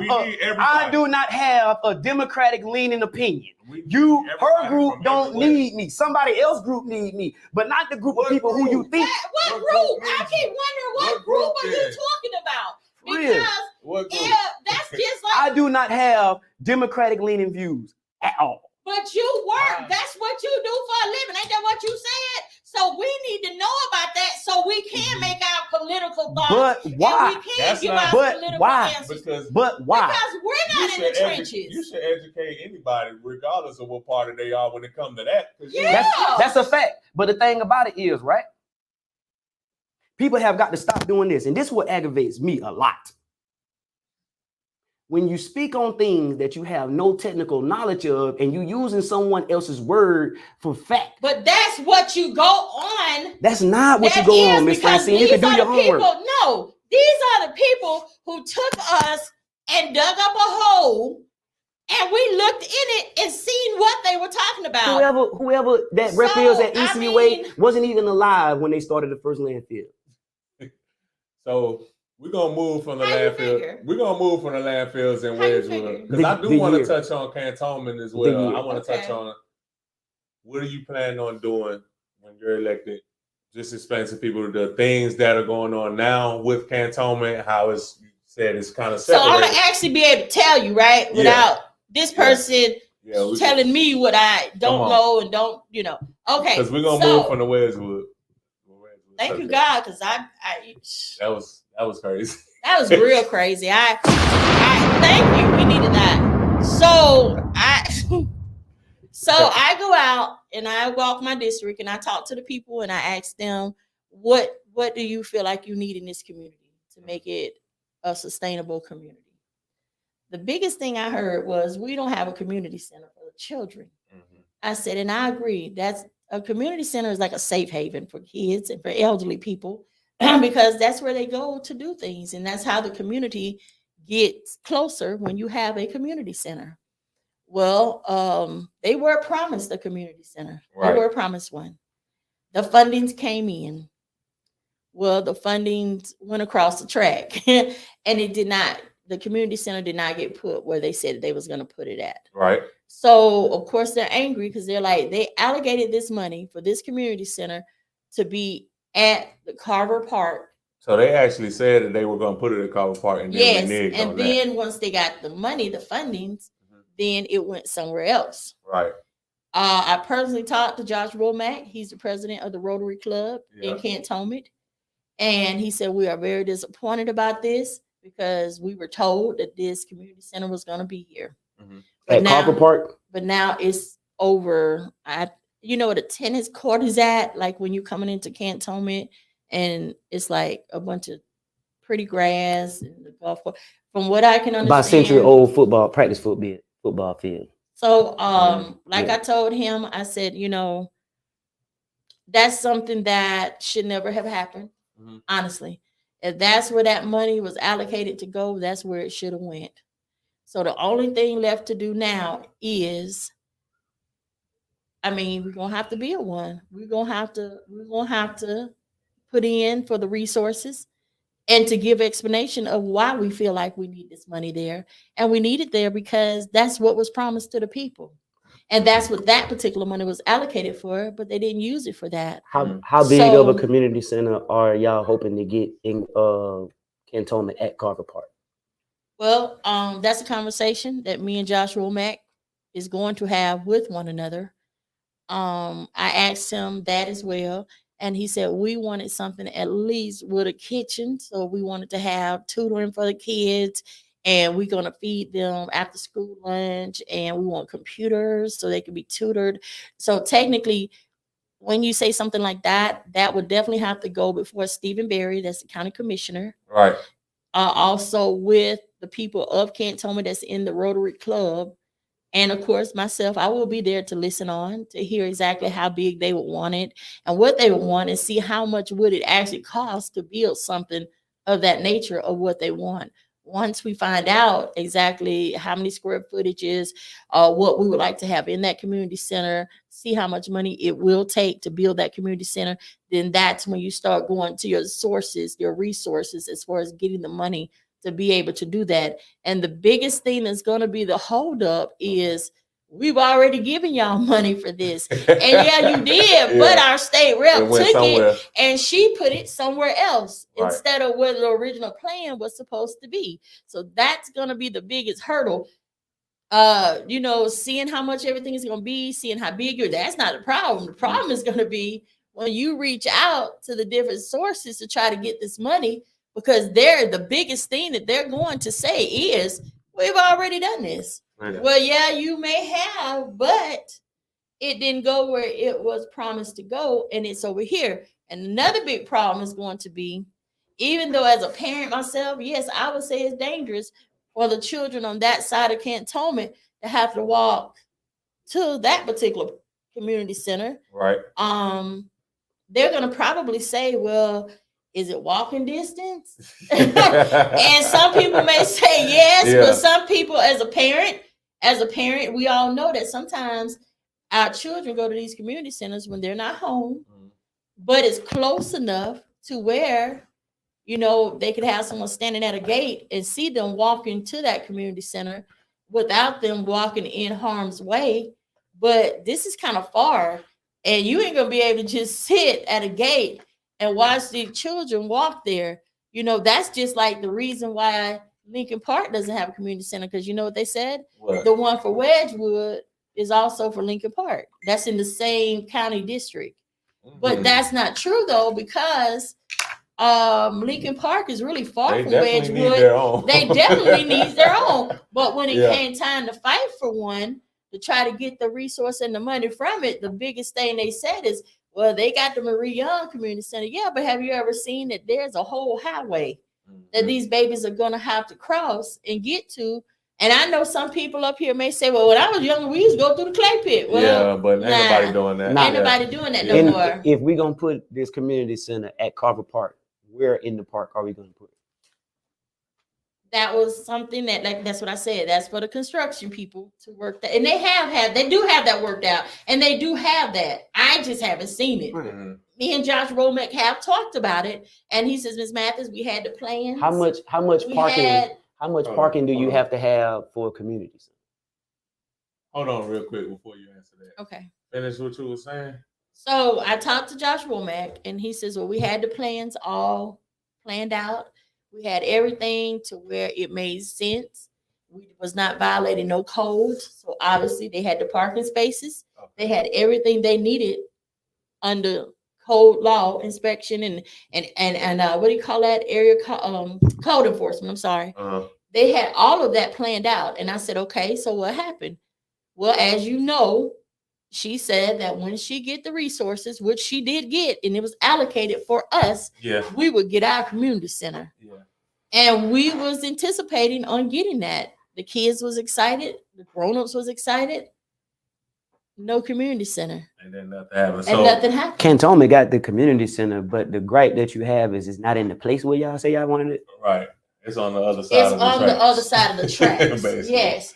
And they did not put it where do you think that they could put it in Cantonment that it would probably serve both sides? Because as you said, if they put it at Carver Park, they wouldn't be serving the part that's across the tracks. Well, but it'll be two now, right? Yeah. Is that what you're saying? Yeah. So So if we would have went with the original plan, which I laid out, just put it in Carver Park, then that would have alienated the people from the other side of the park. Man, y'all only give it to them. And when we think about doing something for people, we have to think about what makes sense to the people who live there, not what makes sense to the people that's at the game. But this is what I'm trying to tell you. You don't make promises that you're not going to keep. You don't tell the people you're going to do something. You don't tell nobody they had meetings right here. Yeah, they've had meetings on top of meetings on top of meetings about this. And when you get money allocated to do something at that particular place, that's what you're supposed to do. I probably would have circled the block and been like, how about we put it here? Yeah. In the middle to separate. Yeah. If we being fair, right? Yeah. If we being fair, right? The things that I don't think that people realize, right? And I'm not saying maybe she don't. I'm just saying people in general. Right. A lot of times people don't realize, right? A politician really can't promise you anything. And it's kind of like, but if you get that money allocated to do that, that's what's supposed to happen. I'm just gonna be honest with you. Estimation, you know about how much she was allocated that time? I heard it was 1.2. Woo! Oh, that's probably be double now. And that's exact. I mean, I'm just being honest with you. That's what was told to the people on the northern end, that she was allocated $1.2 million to get the northern end. You know where Carver Park is in Cantonment? Mm-hmm. I haven't been to Carver Park. Yeah. So you done been to the May Days and shit like that. Yeah. Now we got power lines hanging down. We don't know if we can bring a dump truck in there. Wait a minute. Obviously, it was all worked out, because you're not gonna get money allocated to do something if you don't already have all of that. What I'm trying to say is, right? I understand that. It's one thing when you inside the board meeting. A lot of things go one way in the board meeting, and when they get to the real world, it go different. And the only reason why it go different, when you sit there and tell somebody this is what you're gonna do, and you get money allocated for it, then that's what you need to do. If she's seen that she was not going to be able to do it, why not have another board meeting in, I guess, the other world that's not the real world, and explain to them, okay, Yeah, I'm just gonna do what because I'm gonna do. because said, this is what we need That's to crazy. this is what I wish more black people understood. You feel me? You can give a person an explanation, but do they buy it? I just feel better if you Thank you. gave me an explanation. Don't just, in other words, don't just buck in the deal. Yeah. Bucked on me. I feel better if you was like, if she would have just came out and said, okay, listen. And then you gotta answer a zillion whys, bro. Why you can't? Well, that's part of your job. Why you can't? That's part of your job. This lady, if you look at what she does, right? She's a politician. She don't work outside. Yeah, that's she true. Probably ain't never hung out at Carver Park. But that's why you have people that do hang out and work outside to get those. But none of these people is at these board meetings. What you talking about? Ain't none of these people doing no jobs. Ain't none of these people driving no concrete trucks. Ain't none of these people driving no dump trucks. It does matter because we don't like y'all. That's why we don't come. Okay. That's why I don't come. I don't like y'all politicians because y'all always talking about what somebody needs to do and you're not willing to look at, can I do that? But Michelle, can I bring a dump truck into Carver Park? The answer would be a resounding no. But why she didn't tell because she don't know to say no. But after she done went in that boardroom with them, it's out of her hands. She ain't made the decision. She don't know like they don't know. Why she stuck in the block when they was building this? Because she don't know like they don't know. She don't know. But they started building in the other spot. How would she know that? She don't live in Lincoln Park. She don't live in Cantonment. How would she know that? She don't live there. Job to know that. That's your job to know, but not the incumbent. Her the money. Right. But not the incumbent, bro. You get what I'm saying? You get what I'm saying? Bring it to my attention. What do you mean that's not her job? That's crazy. I'm pretty sure that's what we want out of ghetto miss. That's what we want. No, that's crazy. That's what we want out of ghetto miss. Because she got them.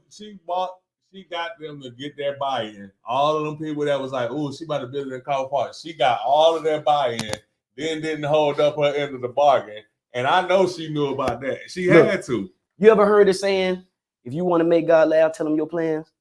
Listen here. No. Yeah, if you want to make the city laugh at you, if you want to make people who run construction businesses laugh at you, tell them what to do.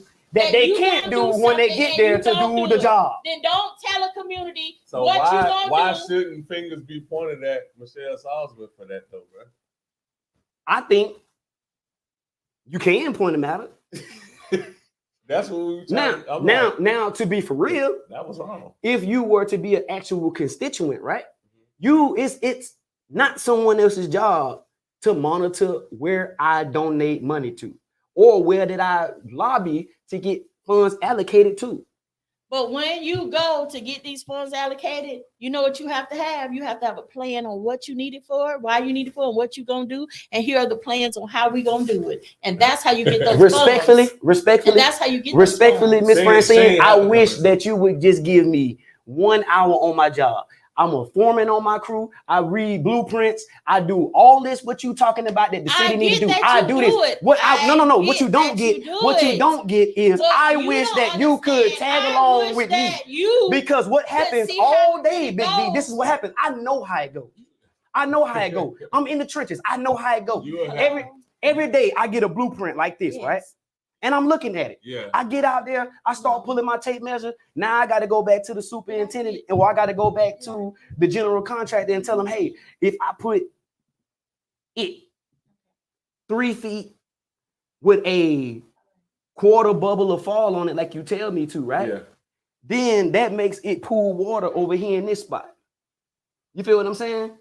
It's affecting the grade. It's affecting the way that the rainwater can run. It's affecting the way that everything can do. You feel what I'm saying? That's what we need to understand. You feel me? Yeah. Do you know how many people, contract companies I work for to get new driveways? Yeah. But not everywhere you can drive that concrete truck. But to me, that's still proving the point that they need people in the trenches. No. This the thing. You feel me? Yeah. Now, I'm not trying to give the lady Miss Salzman a pass. Okay. But what I will say, right? No construction company does what the urban development or the county committee. You want to make one of them laugh? You feel me? Mm-hmm. Come out there with a uniform on that ain't Occupational Safety and Health Administration. Some guy in dirty boots and musty gonna laugh in your face and tell you get off his job site. You don't run nothing over here. We don't care what designation that you have. If don't nobody believe me, somebody try.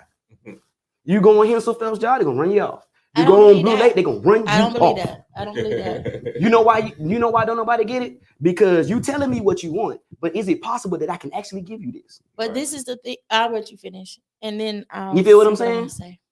90% of the places where we actually go do driveways or we go do sidewalks, right? We can't even take a truck there, Big V. Yeah. So we have to employ new tactics that make the budget for it get out of the roof. The timeline for it is totally busted. You feel what I'm saying? Because you have a bunch of people arguing and you got a bunch of people saying, this is what we want you to do. And she wants the votes. She wants to be elected.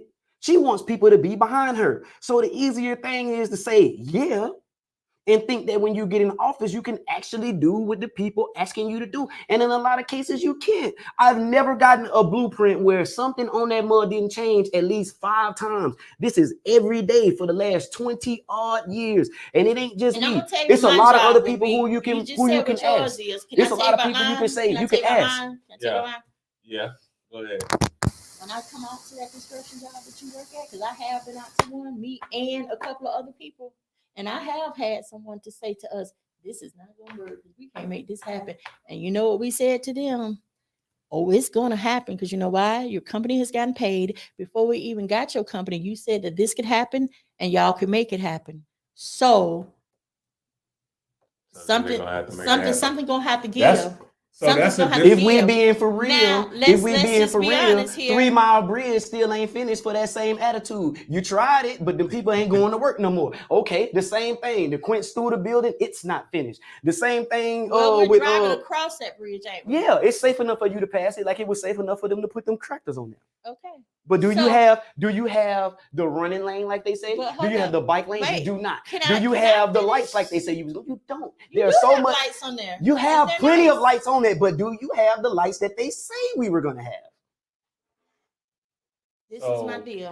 They also said that the bobside fishing pier would be reopened. But as we know, it's not. Y'all proving the same point, but from 2 different angles. Yes, y'all are. The point is, it's a disconnect between the contractors, and the board. The thing is, right? The thing is, right? We understand. We understand. The solution for it is, right? It's humility, bro. We didn't come to the board meeting and tell you what we thought. We didn't do that. We left that for you. That was your job. That's what you chose to do with your time. Okay. Now, so as a contractor, what they use to do their time is to study what I have, not worry about what I don't have. If you work outside, it's more of a bird in the hand type of thing. It ain't a bird in the bush type of thing. Hold up. First of all, can I say this, please, without interruption? First of all, we're not even talking to y'all. We're talking to your boss.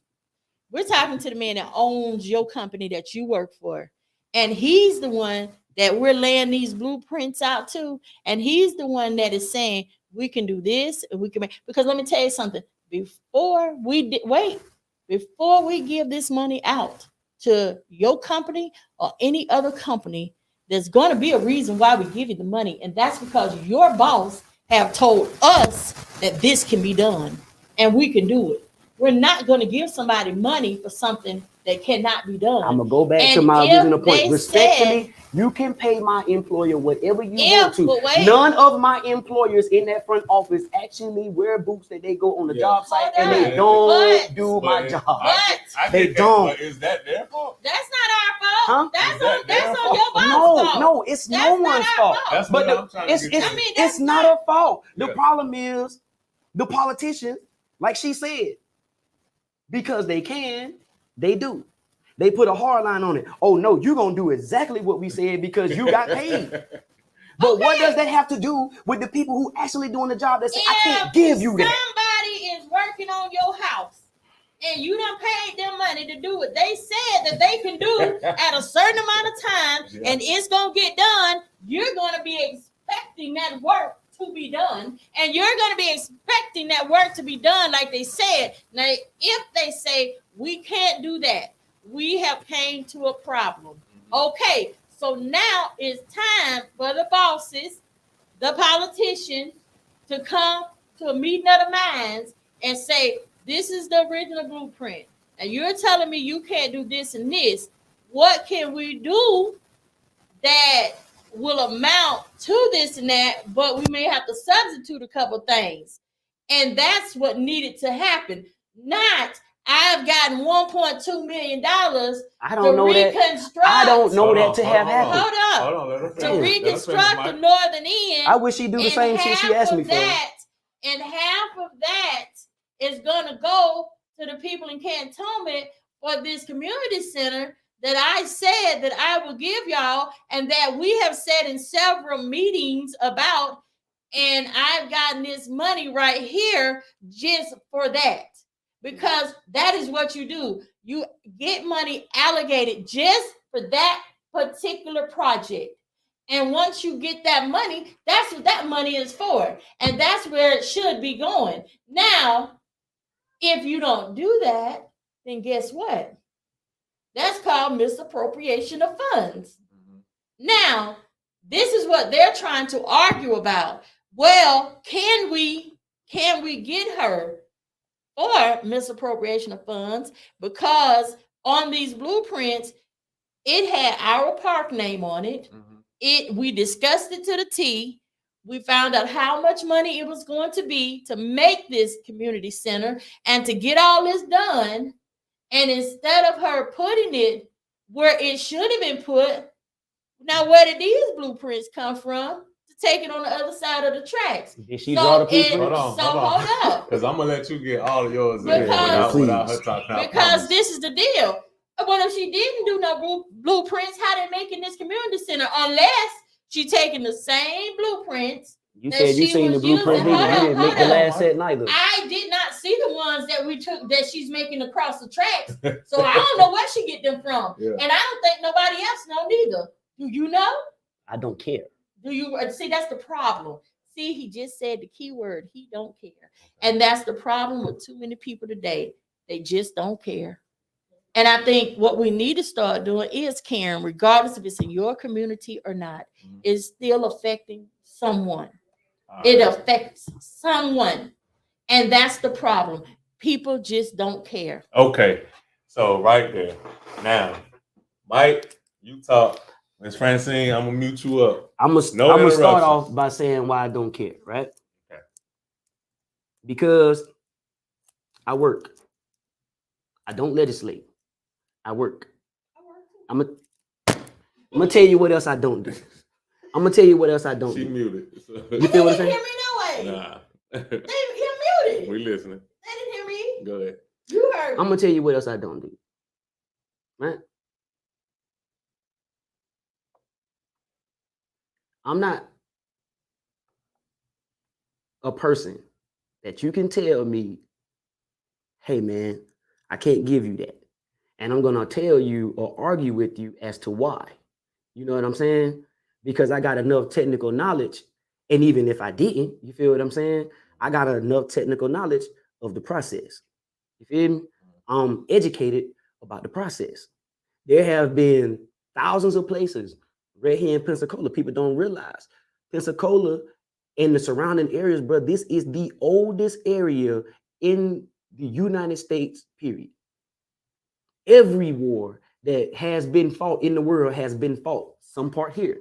We don't know what's in that ground. You feel me? We don't know, can this spot or over here, you know what I'm saying? Now, why this lady didn't come back and do what she said, you feel what I'm saying? Right. That's one thing, you feel me? But I'm not willing to, out of what I know about how things go, I can't say, oh, I'm going to blame my rep. I can't say I'm gonna blame my rep. You know what I'm saying? Right. Because at the end of the day, right, my rep ain't got no boots on the ground when it comes to certain things. You feel me? Mm-hmm. I've seen Carver Park. Where you gonna put a new development in there without demolishing an old development? Some gotta go. Right. They got soccer out, they got kickball cage or however you want to use it. Yeah. You know what I'm saying? Got the little baseball part. Yeah. You see what I'm saying? Then on top of that, they got the basketball court. You got the jungle gym. You got the little meeting center or whatever that they have that's right there with the small parking lot attached to it. You know what I'm saying? And then you talking about that entire park is less than 50 feet away from someone's home. You see what I'm saying? That's a lot of things that has to go into it. You feel what I'm saying? Yeah. You have to think about, you feel me? I know she promised them that. You feel me? Right. It might have been foolhardy for her to do so. Yeah. So like I say, I'm not trying to, take up for her. You feel me? Right. But the thing about it is, you feel me? These people don't know. You feel me? Yeah. Now, the thing about it is, right? People can argue with my employer until they blue in the face. You feel me? Yeah. He got people in crews for a reason. They know what's going on. I pick this phone up and I say, yo, I know what you told me to do, Jason, but you might want to come out here and look at this. Right. He look. He gonna ask me, what do he think that I need to do? I'm the man on the ground. It's my job to make the ultimate decision. I say it needs to move or it can't happen. Yeah. You feel what I'm saying? This is coming from somebody who made less than $20 an hour on a job, bro. This is how construction crews work, bro. You feel me? I understand people may get mad because they don't get what they got, but it's foolhardy of a politician to promise anything so far as you wasn't muted. Where they're gonna put something. I have people calling me, y'all, all the time. You feel what I'm saying? Help with their water bills, light bills, and you see what I'm saying? I try to you can't promise that. There is no politician who could say, just because these people want this community center here, right? I think that was a foolhardy thing for her to do anyway. Okay. You can't promise a person any special one thing in any special one area, because until you break ground, you don't know what it is that you're gonna come up to. So the thing she should have said was, we're gonna try. She should have just said, we'll try.